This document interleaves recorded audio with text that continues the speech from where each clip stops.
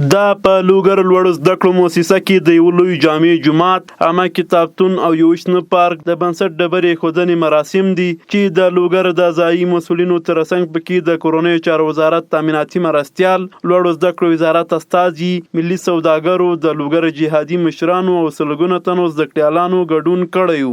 د لوګر ځایي مسؤلینو، دیني عالمانو او جهادي مشرانو د دغو پروژو پر تطبیق خوښي وښوده او دې برخه کې د ملي سوداګرو او نړیوالو بنسټونو د لا ډېرې پاملرنې غوښتنه وکړه.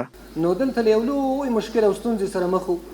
د مسجد په جوړېدلو سره، د جومات په جوړېدلو سره به ان شاء الله العزیز دغه زموږ ټولې ستونزې مشکلات حل سي، او دا یقین ده چې د محصلینو د تحصیل په دوره کې له الله سره ډېره ښه رابطه وي، یعنی دوی ډېر دینداره وي، کوشش دا کوي چې عبادت وکړي، اطاعت وکړي، بندګي وکړي. نو بنان موږ تاسو ته پکار دي چې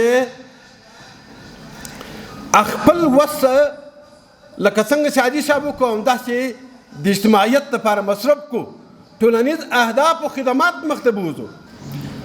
د چا جومات لوسه کېږي، د چا جومات فرش لوسه کېږي، د چا جومات لپاره یو زر خښتې لوسه کېږي، د چا د پوهنتون لپاره یو بل کار لوسه کېږي. دا باید خامخا مخ ته بوځو. جوماتونه آبادوي، دې ته الله تعالی زیری ورکوي، له خپل جانب نه په رحمت، له خپل جانب نه په مغفرت، له خپل جانب نه په جنت.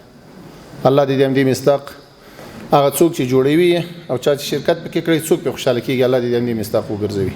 بل پلو ملي سوداګر د هیواد آبادي د ټولو دنده وګڼله او ډاډ یې ورکړ چې دا به لوګر کې وروستۍ پروژه نه وي.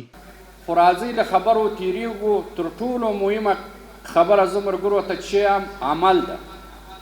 زه به د لوګر ولس ته په یو کال کې ثابتوم، بیا به په دې سټیج ولاړ یم چې هغه جومات، جامع جومات، هغه کتابخانه او هغه څه چې ما ویلي و چې د جومات تر شاوخوا ښه پارکونه او شنه ساحه، انشاءالله هغه ورځ به د خوشحالي ځای چې بیا جناب والي صاحب دلي حضور ولري، افتتاح کړي او خلک هلته عبادت کوي او موږ هم له دې ثوابه برخمن سو.